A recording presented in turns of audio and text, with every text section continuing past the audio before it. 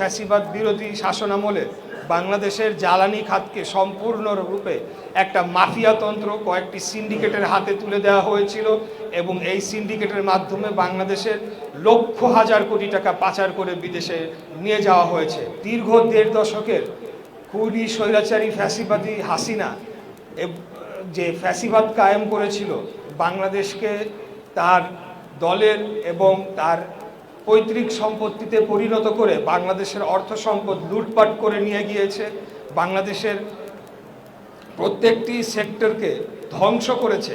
আপনারা জানেন যে এর মধ্যে জ্বালানি সেক্টর নিয়ে ইতিমধ্যে আমাদের প্রধান বক্তা বলেছেন, এই বিষয়ে আমি একটু যোগ করতে চাই।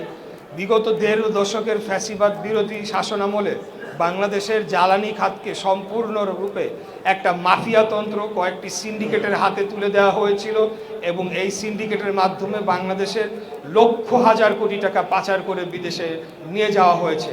আপনারা জানেন যে সামিট পাওয়ার, ইউনাইটেড পাওয়ার সহ এই ধরনের কয়েকটা কোম্পানির মাধ্যমে, আরও কয়েকটা কোম্পানি আছে, আমি শুধু ২-১টার নাম বললাম, যাদের মাধ্যমে বাংলাদেশের এই লক্ষ হাজার কোটি টাকা লুটপাট করে নিয়ে যাওয়া হয়েছে। আপনারা দেখেছেন যে কুইক রেন্টাল বিদ্যুৎ কেন্দ্রের মাধ্যমে কিভাবে বাংলাদেশের হাজার হাজার কোটি, লক্ষ হাজার কোটি টাকা দেশ থেকে পাচার করে নিয়ে যাওয়া হয়েছিল।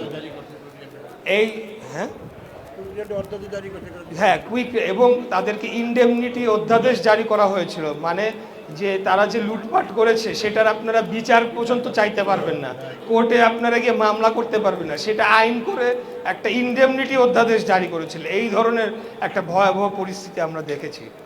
এই যে কুইক রেন্টাল তো একটা কুইক সলিউশন হওয়ার কথা ছিল, কিন্তু আপনারা দেখেছেন ২০২২ সাল পর্যন্ত তার যে ক্যাপাসিটি চার্জের মাধ্যমে, অর্থাৎ বিদ্যুৎ কেন্দ্র চলুক বা না চলুক, আমরা ব্যবহার করতে পারি বা না পারি, আমাদেরকে ক্যাপাসিটি চার্জের মাধ্যমে লক্ষ হাজার কোটি টাকা প্রতি বছর আমাদেরকে এটা দিতে হতো।